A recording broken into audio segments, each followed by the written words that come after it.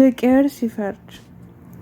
ጸሐፊ ማኔ። እውነተኛና አስተማሪ ታሪክ ክፍል 2። ልብሶቹን አወላለቀ። ሊደፍራት የእሷን ልብስ ማውለቅ ጀመረ። በሩ በኃይለኛ ተንኳኳ። ደነገጠ። እላዩዋ ላይ ዘጋባት። ልብሱን ሰባስቦ ወደ ሻወር ቤት ገባና መታጠብ ጀመረ። ሰራተኛዋ በሩን ከፈተችላት። ማርታ ገባች። ባሌ ዛሬ ደግሞ እንዴት ቀደምከኝ አለች። የሻወሩን ድምፅ ሰምታ ስላልሰማት መልስ ሳይሰጣት ቀረ። ብቻዋን እያወራች ክችን ገብታ ምግብ አቀራርባ እየበላች ሰራተኛዋን ስሚ ሳራ አልመጣችም እንዴ ስትል ጠየቀቻት። ሰራተኛዋም የሳራን መግባት ነገረቻት። ሳራ ለሰዓታት ተኝታ ማርታ ግራ ገብቷት እየከፈተች ታያት ጀመረ። ባልየውም ስራውን ስለሚያውቅ ፈራ። ከ10 ሰዓት በኋላ ነቃች። ስትነሳ ራሷን በጣም ከብዷት ማርታ ምን ሆነሻል አንቺ ስትል ጠየቀቻትኝ። ሳራም ለማርታ ምንም ሳትመልስላትኝ መታጠቢያ ቤት ገባች። ለማስታወስ ጥረት ማድረግ ጀመረች። ያኔ ውሃ ሳይጠማትኝ ውሃ ካልጠጣች ብሎ ያስጠጣት ያለ ምክንያት አለመሆኑ ገባት። ይህንን ለማረጋገጥ አንድ ዘዴ ፈጠረች። ማርታ ዘወር ስትልላትኝ ልትደፍረኝ ነበር አደል ለማርታ እናገራለሁ አለችው። ደነገጠ። አይ እባክሽን ይቅርታ ቀባጠረ። አሁን እርግጠኛ ሆነች። ለማርታ መናገርም ተወችውና ለፍቅረኛዋ ለልዑል ልትነግረው ወሰነች። ልዑል ይህንን ሲሰማ አበደ። ረጅም ሰዓት ራሱን አመመው። በሳምንት ውስጥም ቤተሰቦቹን አሳምኖ ሳራን እነሱ ቤት እንድትኖር አመቻቸ። በሰዓቱ ፍቃደኛ አልሆነችለትም ነበር። በኋላ ግን እናቱ ለምለምና ታናሽ እህቱን ልዑልና ሲያስተዋውቃቸው እነሱም በደስታ ከእነሱ ጋር እንድትኖር ሲጋብዟትኝ የፍቅረኛዋ ቤተሰቦች ሳይሆን የራሷ መሰሏትኝ። በሀሳባቸው ተስማማች። ከእነሱ ጋር ለመኖር የአባቷን ቤት ለእንጀራ እናቷ ጥላላት ወጣች።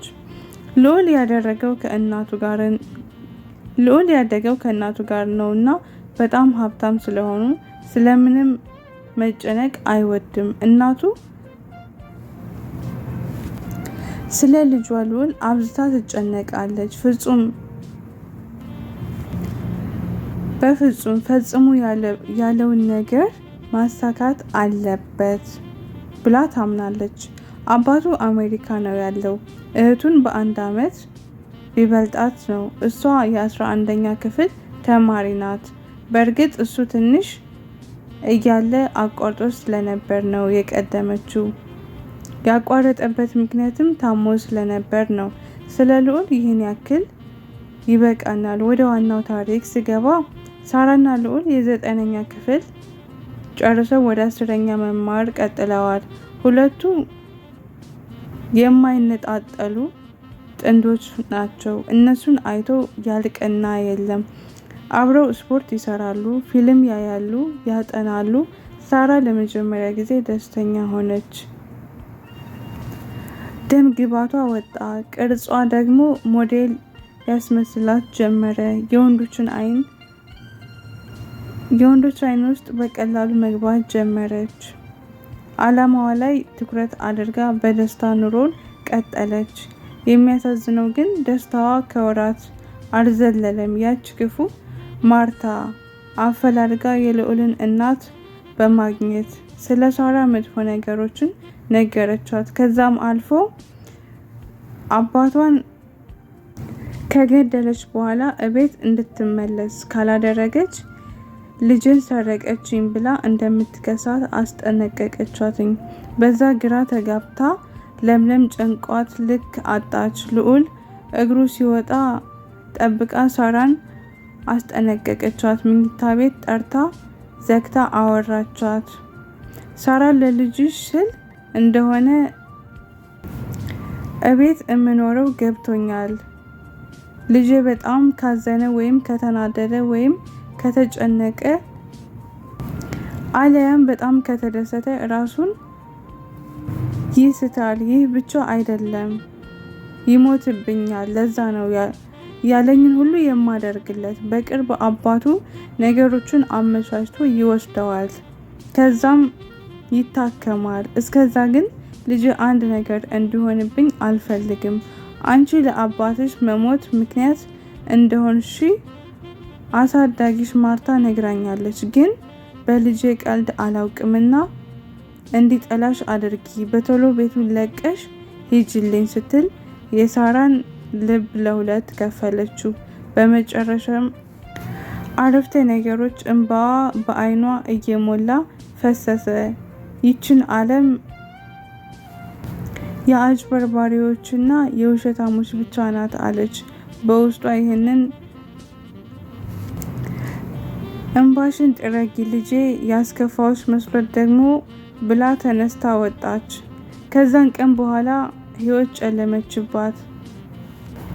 ማትሪክ እንደምንም ተፈተነችና እንደተባለችው እንዲጠላት እያያት ከወንድ ጋር መላፋት አልፎ መሳሳም ጀመረች።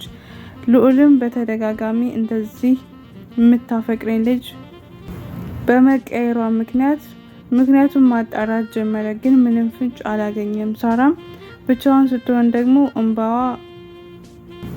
እያለቀሰች ልዑል ላንተ ስል ነው ትላለች በሆዷ። ታዲያ አንድ ቀን ልዑልና እናቱ እቃ ሊገዙ ወጡ። ያኔ እህቱ አንድ ጎረምሳ እቤት በማምጣት ሳራን ልክ ማሚና ልዑል ሊገቡ ሲሉ እቅፍ አድርገሽ ቁጭ በይ እላዩ ላይ አለቻትኝ። የምትስሚውም አስመስይ አለቻት። ሳራም የተባለችውን ለማድረግ ሳትወድ በግዷ ተስማማች። እንደተባለችው ልክ ሲመጡ የተባለችውን አደረገች። ልዑል ያየውን ማመን አቃተው። ሳራን ጎተታት ከልጁ ላይ በማንሳት ስሚ ሳራ፣ ካሁን በኋላ ላይሽ አልፈልግም፣ ጭራሽ ከቤተሰቦቼ ከእናቴ ፊት ሲል ጮኸባትኝ። ሳራ ምንም ሳትመልስለት ስልኳን ይዛ እንባዋን እያዘራች ቤቱን ለቃ እግሯ ወደ መራት መጓዝ ጀመረች።